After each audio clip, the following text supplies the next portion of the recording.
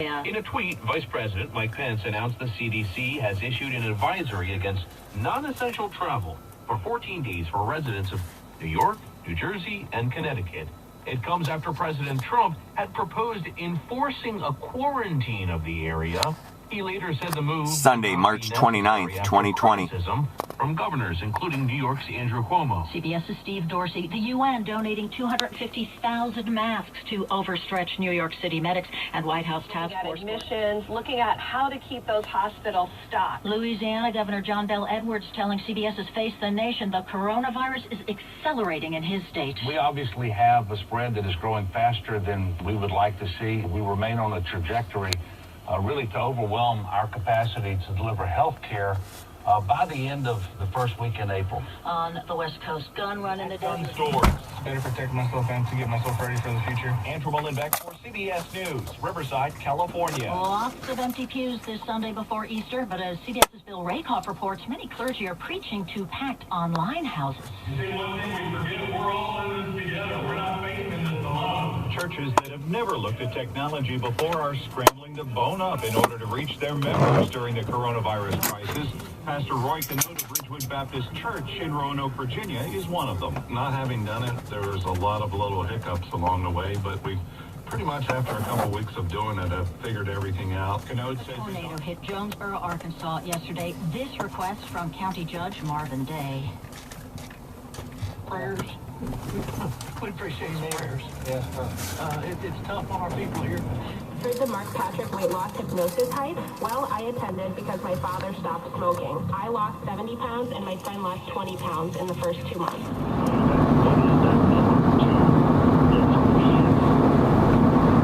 This building the guy put up, some more building, which aren't cheap, but wasn't any place there. The guy put up the building. And... They're right there, so okay. Whatever will be needed. As long as the electricity will work, that's a good thing. Yep. It should. So. Yep. Yeah, it's clear and pretty nice here, so. Yeah, well, it's clear here, too. I don't know, we come the north way, so we're west of Faith. Oh, okay. So. Yep. But it's nice of you to call. And are you working now or not? I have been. There isn't a whole lot going on. Not as much going on. We'll see what happens. Right. Well, you'll be safe out here on the farm. Well, that's what we figured. We'd probably be better off there than we were in Rapid. Because there's more and more of it all the time, Oh, okay.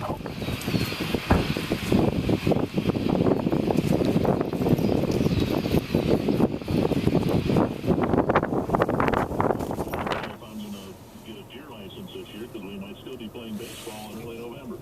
That's a very good point. Dick Bramer with us, television voice of America and the Twins. Let me ask you, and it's brought to you by Jefferson Lions and Twins Wrap. You mentioned, I think you and I are on the same page because I had a conversation, you know this, on your side of things with Fox Sports Net North and the Twins radio network is the Treasure Island Baseball Network has offered up to some of these classic games. And you and I, as historians of baseball, I really enjoyed that. And I'll be honest with you because we had the 87 World Series on KFG over the weekend. And I didn't really, we all kind of watched it, right? Just the World Series, you probably watch TV more because with Al Michaels and Tim. So this is the moment to get the Vulcan salute going. Yeah, live long, live prosper. I've been waiting since age 9 for this.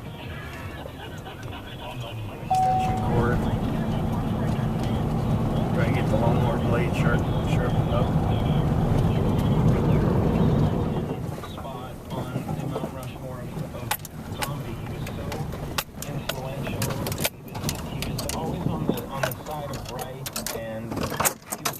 Could be very silly.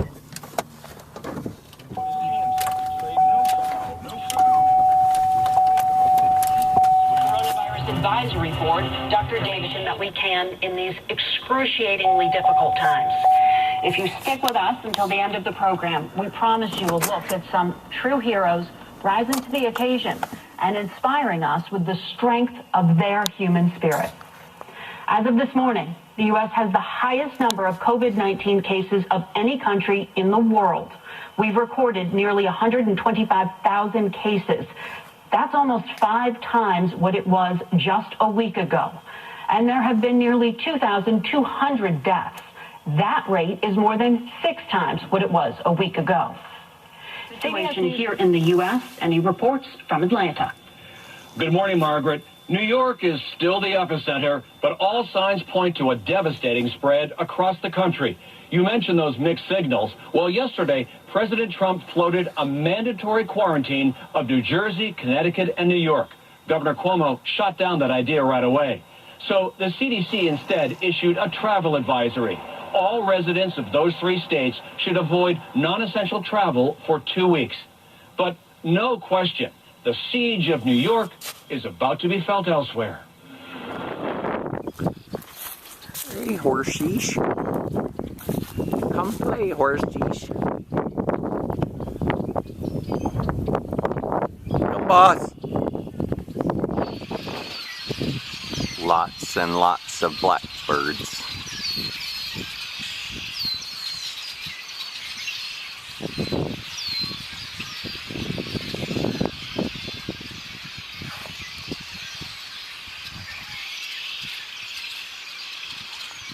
See if I can get them to move with a rock.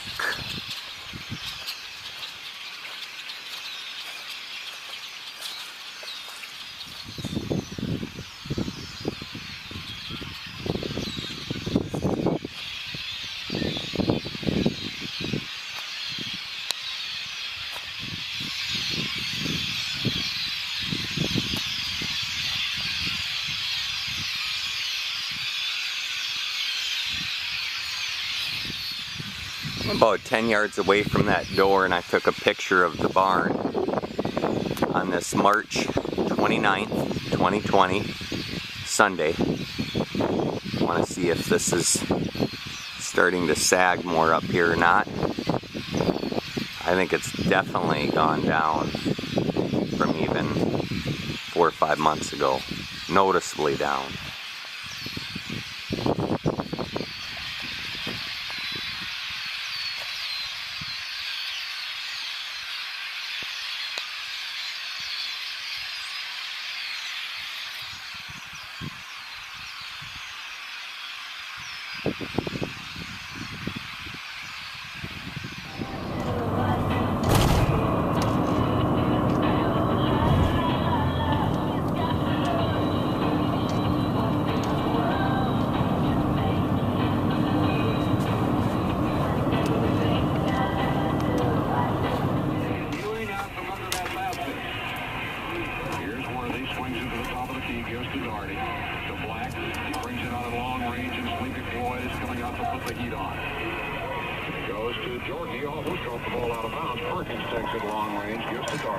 Have been incredibly difficult and disruptive. We're facing an unprecedented challenge in the COVID-19 virus. I want you to know that the state of Minnesota is putting every resource into this fight. We're being thoughtful and collaborative both inside and outside of government to keep Minnesotans safe. What I need from each of you is continue to do what you've been doing so well. Stay home when you can, especially when you're sick. Follow those rules. Wash your hands. Cover your cough. Don't touch your face. They're not just things to repeat, they actually save lives. If you need more information... Towers of power throughout the Dakotas and Minnesota. The mighty 790 News Radio. KFGO. Fargo.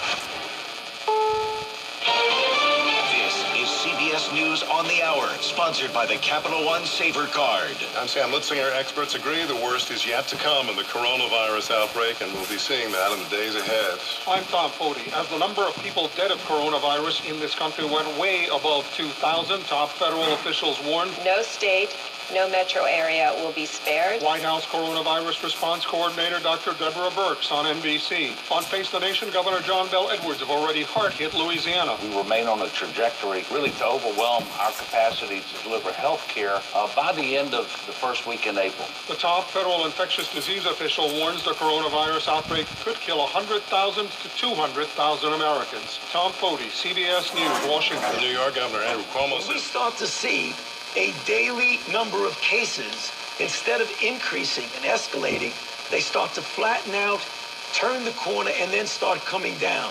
When we see that, then you could start doing the modification of the intensity of your mitigation. President Trump has tweeted about the high ratings for his coronavirus press briefings. The billions of tax dollars heading for hospitals and states as part of the $2.2 trillion coronavirus response bill won't solve the critical shortage of protective gowns, gloves, and masks. The Twins Radio Network have done a great job of giving us this library of so many games, but it's the one that we have in its entirety from 1965. After the ninth inning, we'll kind of give you the recap and kind of tell you how it ended. Game 7, I think a lot of people do know. It goes by Sandy Koufax. But a guy, if you're a Red Sox fan, you know very well, Maury Wills. He gets things going at Metropolitan Stadium back in 1965. He is up at bat. Ray Scott, Vin Scully with the call here. Twins Classic Radio, Game 1 of the 1965 World Series here on the mighty 790 KFGO. Jim Grant, the Twins pitcher, in his greatest season in the big leagues, a 21-game winner. He worked 270 1/3 innings.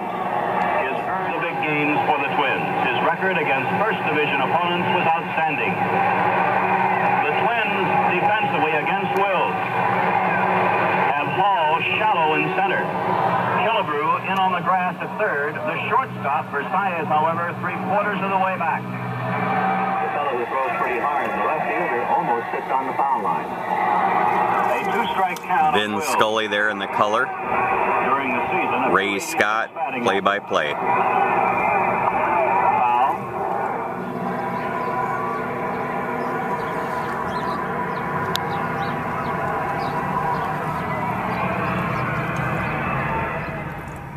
The Cook School on Sunday,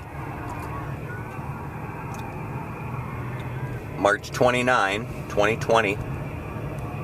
Still hoping that there's school. Still hoping